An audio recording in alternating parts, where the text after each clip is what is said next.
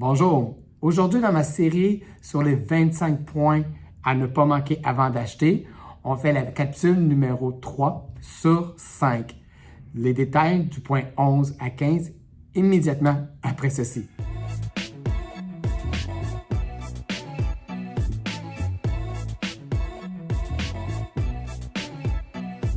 Alors aujourd'hui, dans la série 3 de 5, commençons avec le point numéro 11. Souvent le problème c'est on tombe en amour. Et oui, on tombe en amour avec la propriété.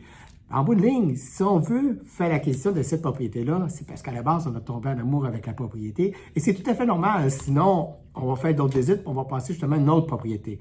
Nous, notre rôle, les courtiers immobiliers, c'est de sortir de vos émotions et de vous ramener, si je peux dire, à la réalité, afin de vous assurer que vous prenez les bonnes décisions. Nous, on n'a pas d'émotions.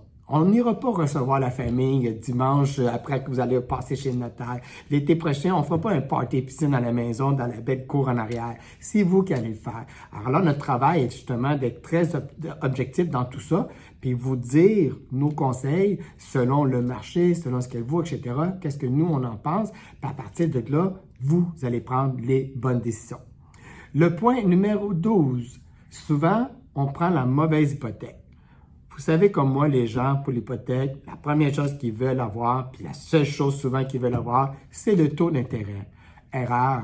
Au-delà du taux d'intérêt, il y a plusieurs points dans un contrat d'hypothèque. À ma mémoire, là, il n'y a pas une page dans un contrat d'hypothèque. Il y en a une tonne. C'est pas pour rien.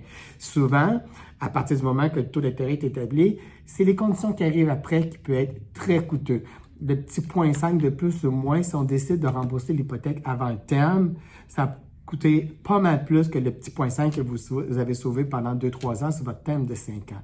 Alors, à partir du moment où vous avez choisi l'hypothèque, allez plus loin. Demandez à votre courtier hypothécaire, quelles sont les conditions, qu'est-ce qui va arriver si je veux rembourser par anticipation.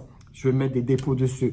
Si pour une raison quelconque, ce n'était pas prévu, je décide de rembourser mon hypothèque parce que je dois vendre ma propriété ou j'ai trouvé une autre propriété puis je veux racheter quelque chose d'autre, informez-vous, c'est ça qui est le plus important, encore plus que le petit 0,5 de différence ou quoi que ce soit. Le troisième point, c'est d'aller au-dessus de votre budget.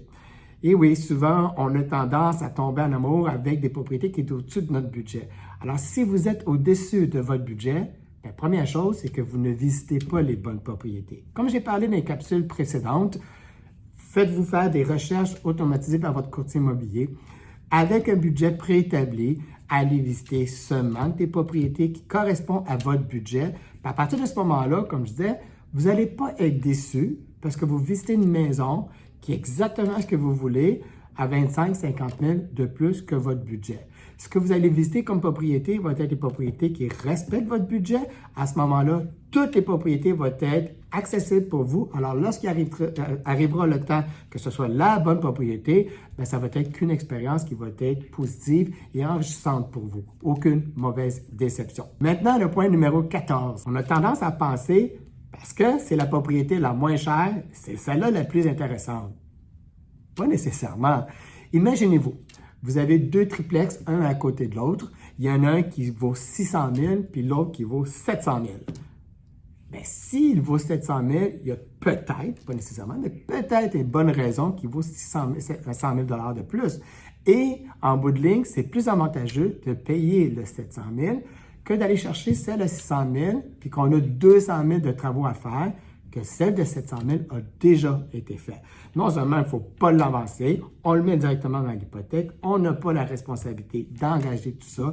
Le vendeur il est responsable de vendre la propriété avec les travaux qu'il a faits. Souvent, il y a des garanties qui sont transférables. Donc, au-delà du prix, regardez exactement l'historique de la propriété pour s'assurer que le prix, pas nécessairement le plus bas, mais le prix est le meilleur selon la condition de la propriété. Maintenant, notre dernier point, le point numéro 15, c'est de penser que le prix offert est le prix sur lequel on doit se fier pour faire un offre. Erreur. Des fois, on vient juste de lister, puis le propriétaire, le vendeur veut voir le marché, il va demander beaucoup trop cher. Ou des fois, le vendeur a été mal conseillé, c'est pas assez cher ou quoi que ce soit. Alors, à nous, les acheteurs, de pouvoir en bénéficier. Dans tous les cas, vous devez demander à votre courtier immobilier, de toute façon, il va vous le proposer d'emblée, automatiquement, quand vous faites une offre, il va vous proposer de faire ce qu'on appelle une ACM, et c'est une analyse comparative de marché. Alors, nous, on va prendre tous les comparables par rapport à la propriété que vous voulez convoiter et on va les sortir puis on va les mettre comparables à la vôtre. Autrement dit, si elle a été vendue il y a 6 mois, il y a 1 an, on va lui rajouter la valeur que le marché a pris. Si la propriété que vous avez elle a une chambre de plus, on va ajouter les comparables vendus qui n'avaient pas une chambre de plus. C'est la propriété que vous avez un garage, l'autre, les comparables qui ont été vendus dans le dernier mois avec des stationnements extérieurs, on va ajouter la valeur que vous avez en plus du stationnement. Puis un coup qu'on a fait tous ces calculs-là dans le système, on est en mesure de dire, OK, la valeur de la propriété que vous l'achetez, c'est X, Y, Z. Ce n'est pas nécessairement le prix offert. À partir du moment qu'on regarde le prix offert et le prix de l'analyse comparative de marché, là, on est en mesure de savoir, oui, on a quelque chose d'intéressant si on fait une offre à tel prix, ou non, c'est très risqué, vous passez ou on passe à d'autres choses, ou bien non, vous offrez beaucoup plus bas. L'avantage d'avoir fait une analyse comparative de marché, c'est que votre courtier, quand il va présenter votre offre, il va être en mesure de justifier d'où vient son prix. C'est pas juste quelque chose des chiffres qu'il lance dans les airs qui devient très insultant pour le vendeur.